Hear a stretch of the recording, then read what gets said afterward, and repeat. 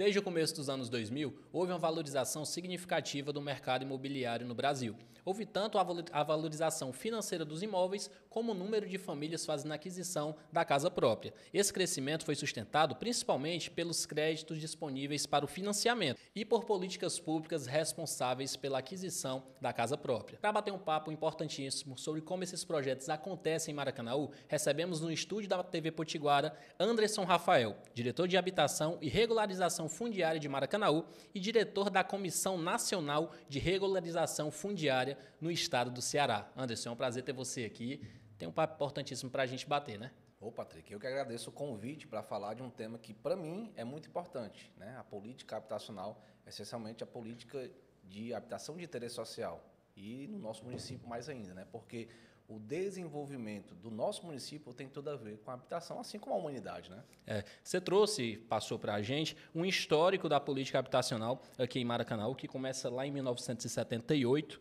Em 2005, com Roberto Pessoa, teve a criação da Coordenadoria de Habitação, que teve como primeira coordenadora a Valéria Moura. E agora, em 2022, teve a criação da Diretoria de Habitação e Regularização Fundiária. Como é que funcionou esse processo e a importância que é, por exemplo, a criação dessa diretoria? A habitação fica com mais presença dentro da infraestrutura, de frente com essas questões habitacionais, que também tem uma política social importantíssima, né?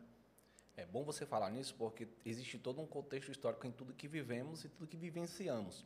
Porque a habitação, a política habitacional em Maracanaú, ela tem dois viés. Tem a política que a gente chama política de mercado e de balcão e tem a política de habitação de interesse social.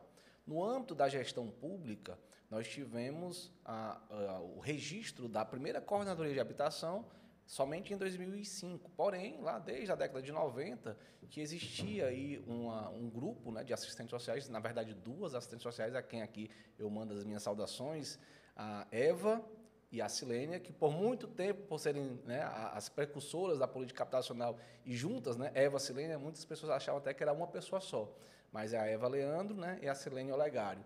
E elas trouxeram, né, a política habitacional para um cenário importante, apenas elas duas. Aí, em 2005, foi criada a Coordenadoria de Habitação, na primeira eleição do Dr. Roberto Pessoa, né, quando ele assumiu em 2005. E aí sim, aí veio a segunda pessoa, né, aliás, uma terceira, que aí foi a Valéria Moura, que durante os 2 mandatos do Dr. Roberto Pessoa, ela coordenou a política de habitação e fez importantes avanços. Em seguida, a Elisier Pinheiro, assistente social de Maracanaú, e aí é um orgulho para nós ter uma pessoa de Maracanaú coordenando uma política tão importante. E agora, em 2022, a gente consegue dar um passo a mais, que é criar a Diretoria de Habitação e Regularização Fundiária, porque a habitação não é somente da casa. Da casa faz parte de um dos déficits habitacionais da habitação. Nós temos um déficit habitacional quantitativo, esse é a reposição de nova moradia, e nós temos um déficit habitacional qualitativo relacionado à questão da melhoria habitacional, né, da inadequação imobiliária e habitacional, e também a questão da ausência do papel da casa, né, do documento de propriedade.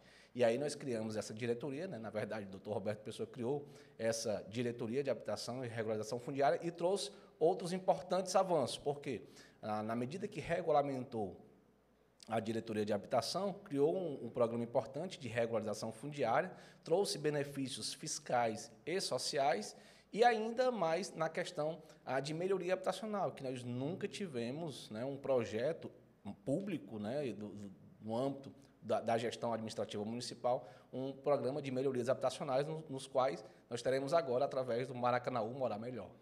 Essa questão da política pública habitacional, muitas pessoas associam à garantia da casa própria, mas também tem os projetos de reforma da casa, que é o Morar Melhor, tem a locação social. Como é que funcionam esses projetos e a partir de que momento eles são implantados e vistos como essencial também para essa política social da habitação?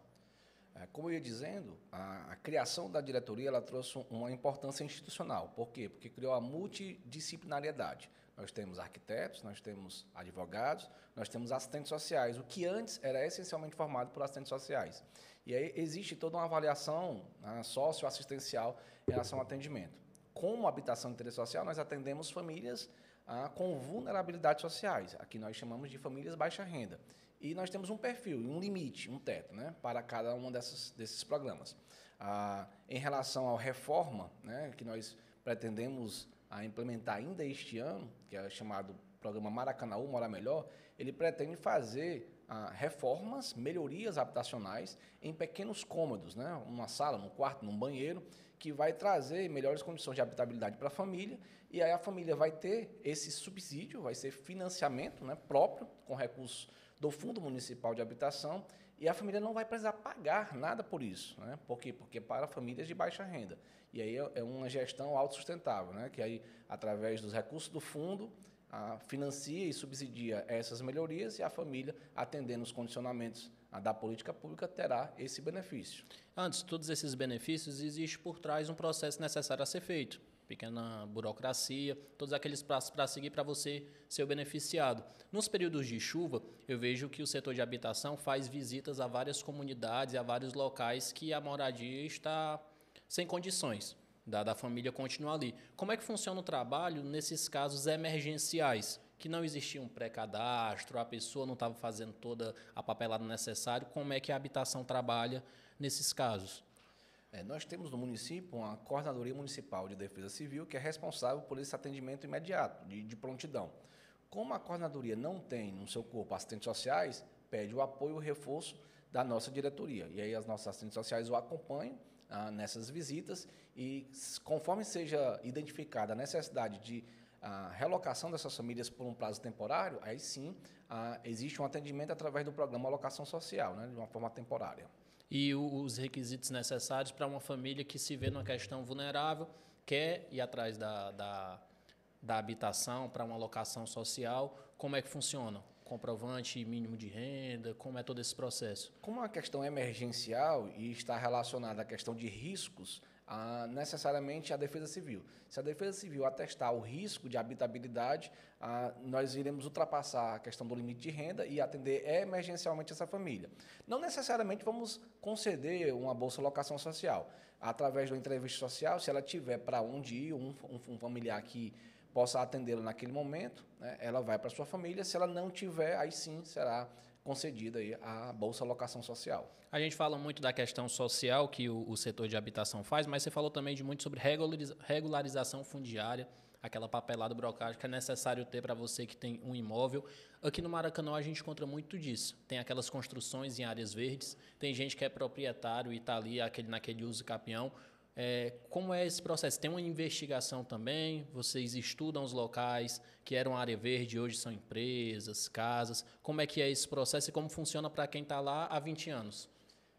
Esse tema é um tema que muito me encanta, né? Até porque foi através desse tema que o secretário Rafael Pessoa fez o convite para compor a equipe juntamente com ele para estruturarmos a nossa política de regularização fundiária. Primeiro tem que desmistificar, porque a regularização fundiária não é somente para áreas verdes, né? Não é somente para áreas públicas, mas também para áreas privadas.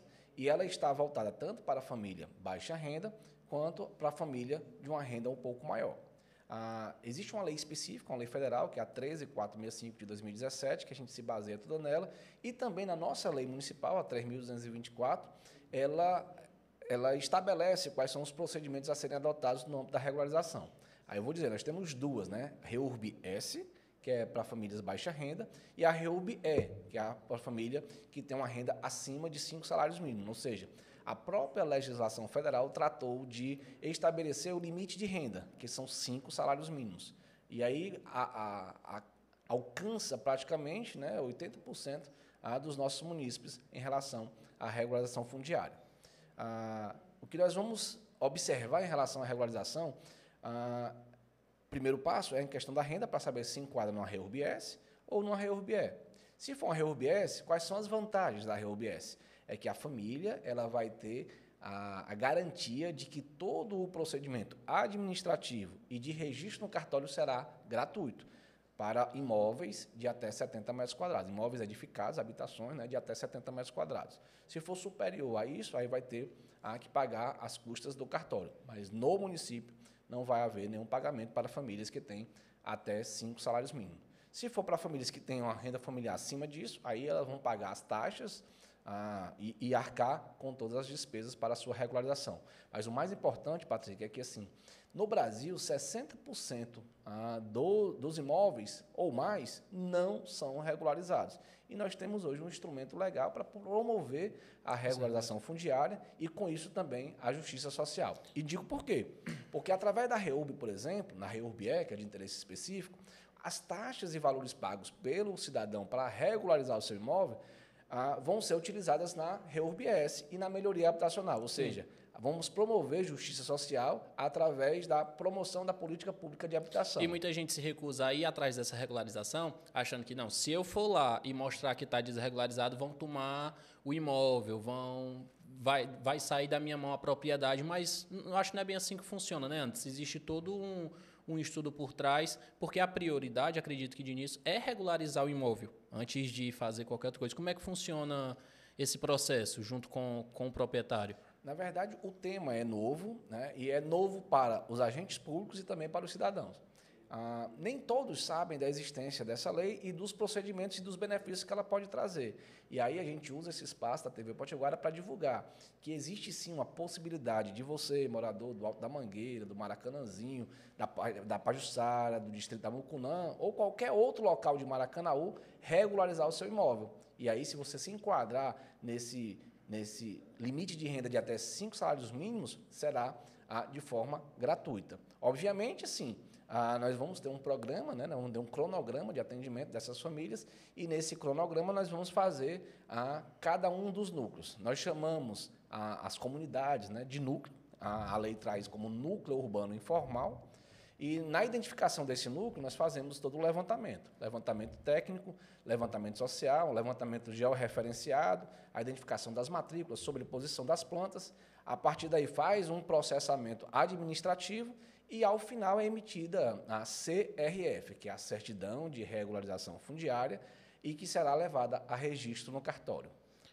Quando a gente fala sobre os programas, a gente sempre fala das famílias que são inseridas no projeto, as famílias atendidas, como, por exemplo, no de locação social, 137 mil pessoas foram pagas com Bolsa Locação Social, 118 atendimentos, 60 visitas a domicílios, 48 acompanhamentos, mas tem também 26 famílias desligadas. Existe uma irregularização imensa em todos esses projetos e essa é com a Defesa Civil, a habitação, como é que é feito esse trabalho, esse estudo, para tirar desses projetos essas famílias e que requisitos elas não atendem. Acredito que o principal é a questão de renda familiar. Existe a possibilidade de hoje, não tem uma renda essencial para ter uma locação e eu faço parte do projeto.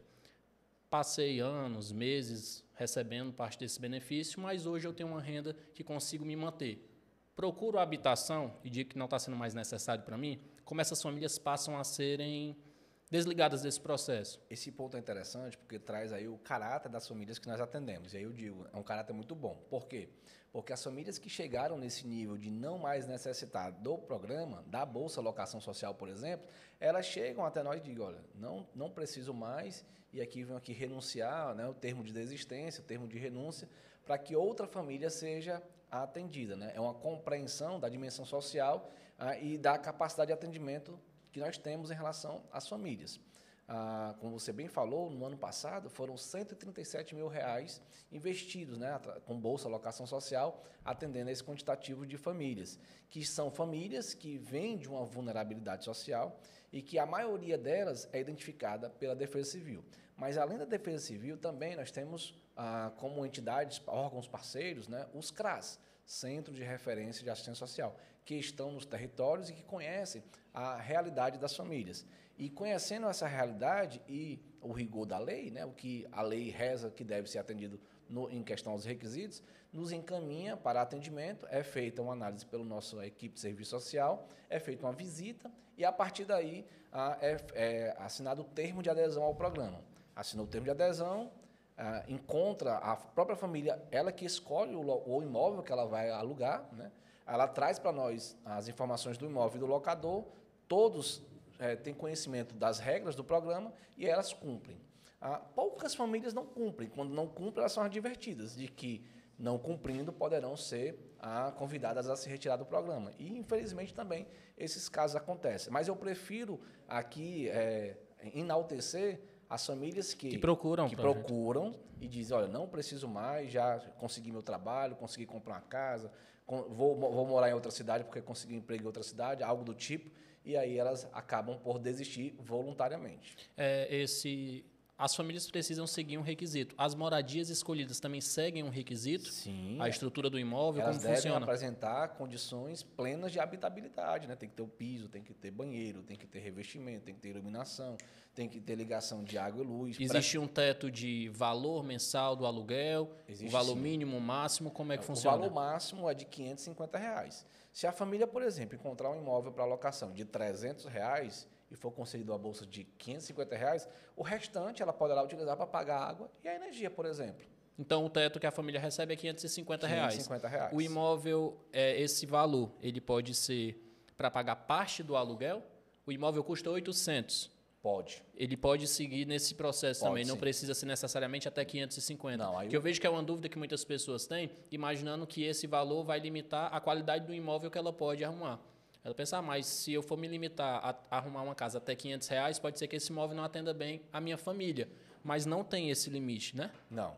O nosso limite é o valor da bolsa a ser concedida e se ela se responsabilizar pelo restante aí, e o locador atender e consentir, sim, não haverá nenhum problema nisso. E nesse trabalho que vocês fazem, Anderson, algumas empresas de Maracanaú, que é conhecida como a cidade da indústria, estão abraçando a questão da habitação e fazendo um trabalho junto com esse setor. Uma delas é a Gerdau, que já fez a previsão de 54 reformas, no valor de até R$ 5.000, que é aquilo que a gente falou, é um teto que as famílias irão receber, e tem 62 famílias aguardando a autorização dessas reformas feitas pela empresa. Como é que funciona esse projeto?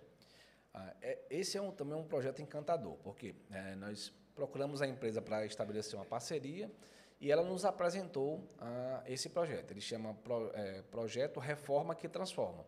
Ele é de iniciativa da própria empresa, não fomos nós que chegamos lá e apresentamos, pelo contrário, foi a empresa que chegou e disse, nós temos esse projeto aqui, nós estamos instalados numa determinada área, ali no distrito industrial, e aí ela escolheu e elegeu uma área de entorno.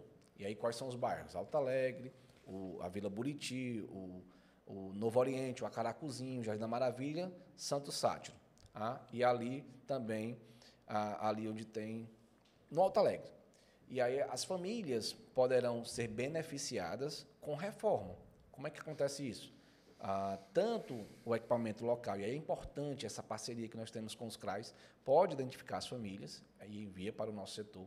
A gente faz uma visita de identificação do perfil socioeconômico e da qualidade do imóvel dela. Ela diz, eu quero reformar a sala. E aí, na visita, por exemplo, a gente identifica que o banheiro dela não tem vaso sanitário. E aí, assim, a gente explica para ela a importância de ter um banheiro adequado para a moradia, mais importante do que a questão estética, é a questão de saúde. E aí a gente convence a família de que, naquele momento, nós vamos priorizar a reforma, por exemplo, do banheiro.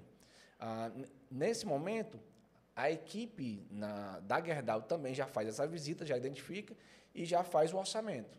Alguns dias depois, vem para fazer a reforma, faz a reforma, visita no final e aí todo mundo sai satisfeito, né? E qual é o grande X, a cereja do bolo desse projeto? É um projeto de iniciativa própria, como já foi dito, da própria empresa, da Gerdau, na sua responsabilidade social, que ela não tira dos seus impostos, não é lei de destinação, ela tira do próprio bolso. Ela destina para as famílias que ela considera a área de amortização, que a sua unidade atua, e não exige qualquer contraprestação financeira, ou seja, a família recebe um benefício de até R$ 5.000 e não fica com dívida. E não paga nada. Não fica com a dívida. Ela fica com a gratidão. Nem a família e nem o município vai precisar acertar nada com a empresa privada que realiza. Não é necessário. E aí, assim, a meta da empresa é fazer isso nacionalmente e escolher o Maracanaú como um projeto piloto. E aí a meta delas qual foi? De fazer 4 reformas por mês. E aí, dentro de um determinado... Começou em março do ano passado, a gente, nos 6 primeiros meses, correu bem, depois teve uma parada, e agora já retomou, né? Então, nós já temos visitas o suficiente e aguardando a aprovação suficiente para fazer todo esse atendimento, né? Das 4 reformas por mês durante o ano de 2023. E nos últimos anos, Anderson, o mercado imobiliário brasileiro deu uma desacelerada, né? Naquela questão da facilidade da garantia da casa própria, muito pelas questões financeiras e dúvidas que você teria para frente, muito por conta da pandemia também, aquela insegurança financeira, e pela mudança que houve nas regras de concessão de créditos habitacionais. E essas mudanças vêm acontecendo, vêm sempre sendo atualizadas. Qual é a principal dúvida hoje que o pessoal tem em relação a projetos como Minha Casa Minha Vida, esses apoios da política pública que o povo recebia? Qual é a principal dúvida que hoje existe na habitação, que muita gente acha que hoje ainda acontece, mas que não existe mais, por exemplo? Nós vivemos aí alguns momentos da política habitacional, né? Nós tivemos, durante muito tempo, os mutirões, né? Que é chamada autocomposição do regime de construção, onde as próprias famílias faziam lá, né, com as próprias mãos a massa, erguiam as paredes, né, com assistência técnica devida. Em seguida, vimos os conjuntos habitacionais construídos, né, por empreitada global. Em seguida, veio o Minha Casa Minha Vida. Minha Casa Minha Vida foi revolucionário, né? Eu me lembro, e já atuava na política habitacional em 2009, quando prometia ali 1 milhão de casas para a população baixa renda. E aí muita gente duvidava. Eu era um dos que acreditava. Sempre acreditei no programa Minha Casa Minha Vida. E Maracanaú foi muito bom. Por quê? Porque a meta do Ministério das Cidades era reduzir em 20% do déficit habitacional. O déficit habitacional calculado para Maracanaú era de 7 mil moradias, apesar de, na realidade, nós sermos muito superior a isso, né? Quase 12 mil famílias o nosso déficit habitacional. Mas para o Ministério, de acordo com os dados da Fundação João Pinheiro, era de 7 mil. E nós tínhamos que construir, né, pelo menos 20% disso. E nós superamos essa marca quando nós construímos 3.808 moradias através do programa Minha Casa Minha Vida, que foi uma grande vantagem para o município de Maracanaú, onde nós conseguimos implementar um novo modelo de habitação popular. As famílias nem acreditavam. Vou morar num condomínio, vou morar numa casa que tem cerâmica, que tem esquadria de vidro, porque até então era aquela porta tipo ficha, da mais simples, né? Assim, no padrão bem popular. E aí casa com apartamento com interfone, salão de festas, né? Quadra, portaria, né?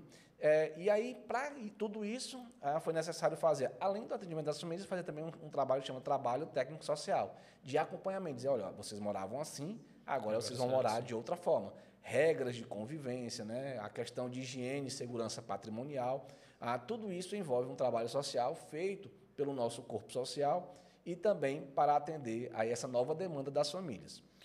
O que meio que sofreu com isso em questão de estrutura, ali no Acaracuzinho, existe uma estrutura que ficou por anos parada e que ultimamente foi retomada. Como era a questão da habitação com aquele equipamento? Que era de construção do governo do estado, mas existia uma fiscalização por parte da prefeitura, da gestão de Maracanaú. Como é que funciona e como é que está essa questão da retomada com o déficit de moradias aqui no município?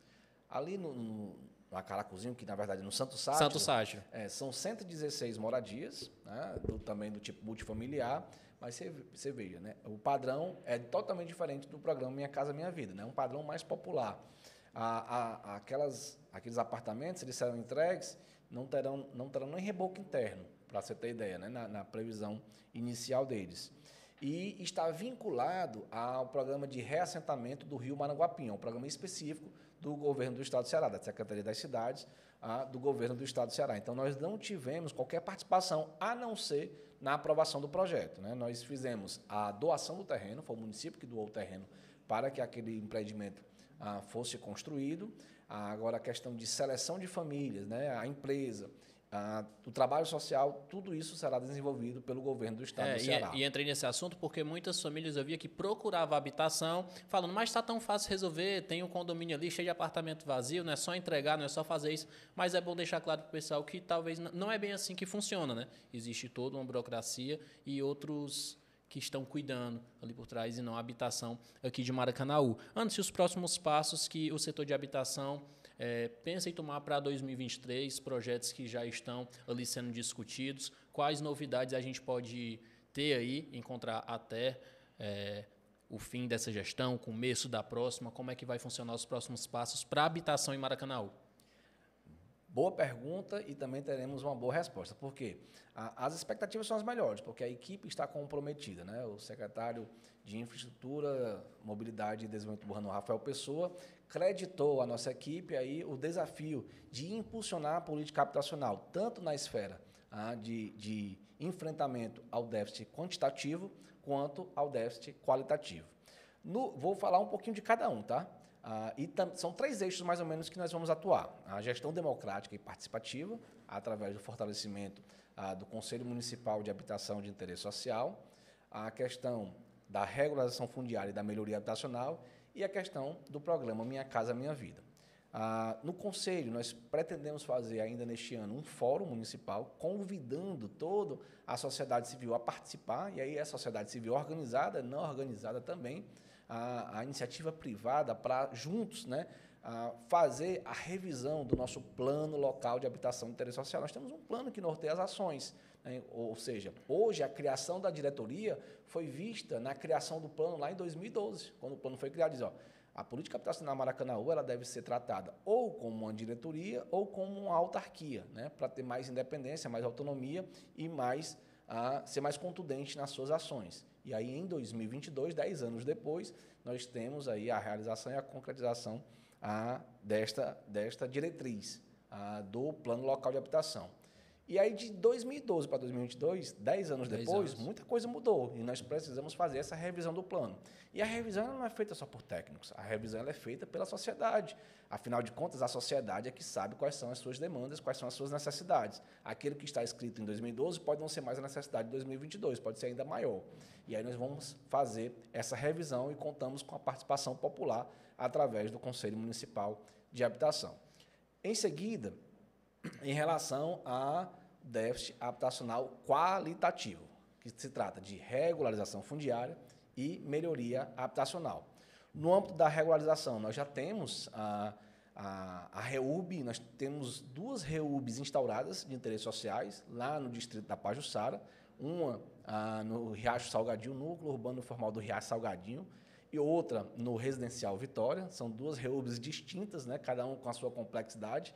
A do Salgadinho com a máxima complexidade, e aí também com o descrédito das famílias, que desde 2018 nós recebe visita de técnicos, medição, levantamento, visita novamente, reunião, diz, isso não vai sair nunca. E agora, em 2023, vamos entregar os títulos de propriedade dos moradores lá do núcleo urbano Boas formal. notícias. Boas notícias. Serão 350 títulos de propriedade, o papel da casa para essas famílias. Para além desta, nós temos 7 procedimentos instaurados de REUB-E, ou seja, pessoas que sabem que existe essa lei, protocolaram procedimentos para fazer a regularização do seu núcleo.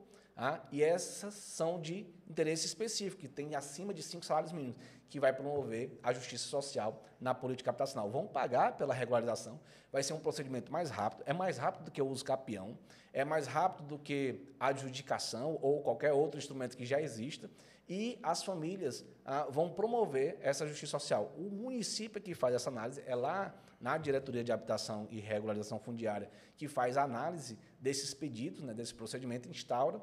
Em seguida, conclui com a PRF, que é o Projeto de Regulação Fundiária, a expedição da certidão de regulação fundiária, tudo isso leva para o cartório. O cartório só tem que receber e registrar. Não vai ter toda aquela burocracia que existe no cartório em reconhecer firmas, de pagar emolumentos, de pagar taxa. É mais simplificado. Por exemplo, na REURB, né, o beneficiado ele não vai pagar alvará de construção, ele não vai pagar carta de habites, ele não vai pagar ISS, algo que é necessário pela Lei de Registro Público de 2015. E muita gente se recusar a ir atrás da regularização, temendo todos esses valores a serem pagos. Claro, né? Os valores são absurdos, né? E aí é fora da realidade do contexto das famílias. Por isso que nós acreditamos tanto que a REUB dará certo. E que a gente convoca o pessoal a ir atrás dessa regularização, que pode ser feita lá na Avenida 3, ou você vai até a Secretaria de Infraestrutura. Explica um pouco melhor para o pessoal de Maracanaú como é esse atendimento presencial, como é que funciona todo esse processo, porque muita gente fica desconectada e achando que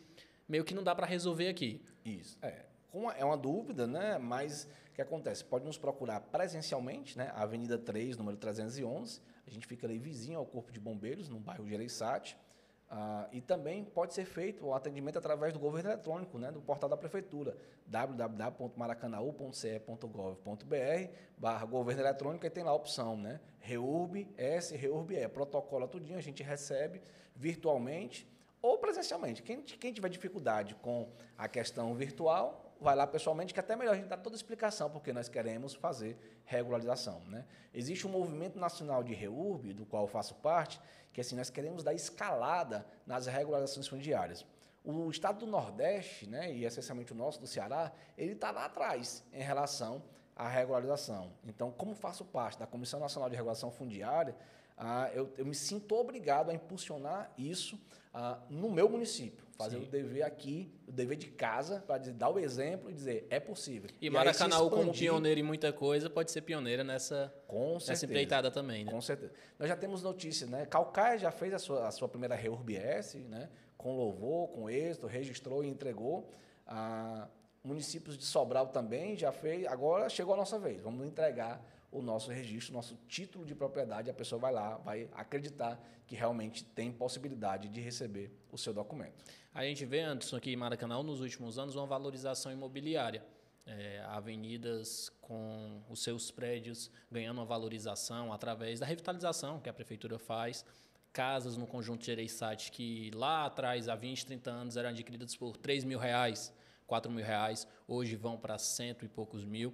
Como é que essa valorização do imóvel aqui na nossa cidade pode contribuir para esse trabalho que o setor de habitação faz?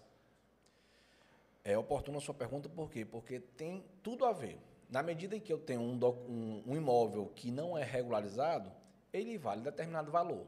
Quando eu regularizo esse imóvel, ele automaticamente dobra o seu valor, porque ele tem a garantia real do direito de propriedade. Aí você pode vender de forma segura, juridicamente perfeito, um negócio juridicamente perfeito, e você pode dar o imóvel em garantia, fazer uma hipoteca, fazer empréstimo, né? Então, assim, quando você regulariza, você agrega valor ao seu imóvel e automaticamente cumpre a função social da propriedade e automaticamente cumpre a função social da cidade, que são diretrizes estabelecidas na nossa Carta Magna, na Constituição Federal, e também no Estatuto da Cidade e também na Lei de REURB.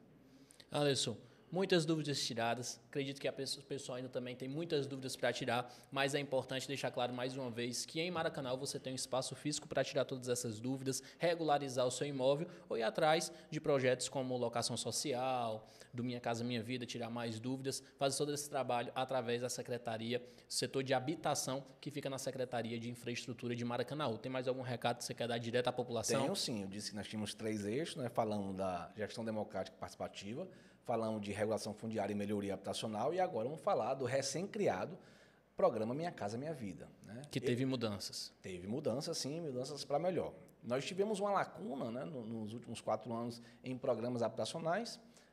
Por quê? Porque a política habitacional, ela essencialmente necessita do governo federal, porque ela é cara.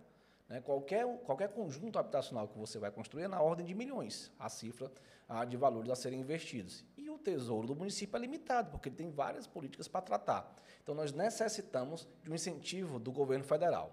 Então, o governo federal, no novo governo, criou agora, dia 14 de fevereiro, né, a medida provisória criando, né, ou recriando o programa Minha Casa Minha Vida, que as novidades são, vamos lá, começar.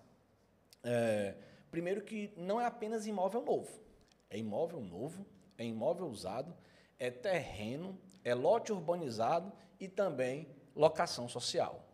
Quer dizer, antes, o Minha Casa Minha Vida para habitação interesse social era apenas imóvel novo, só isso.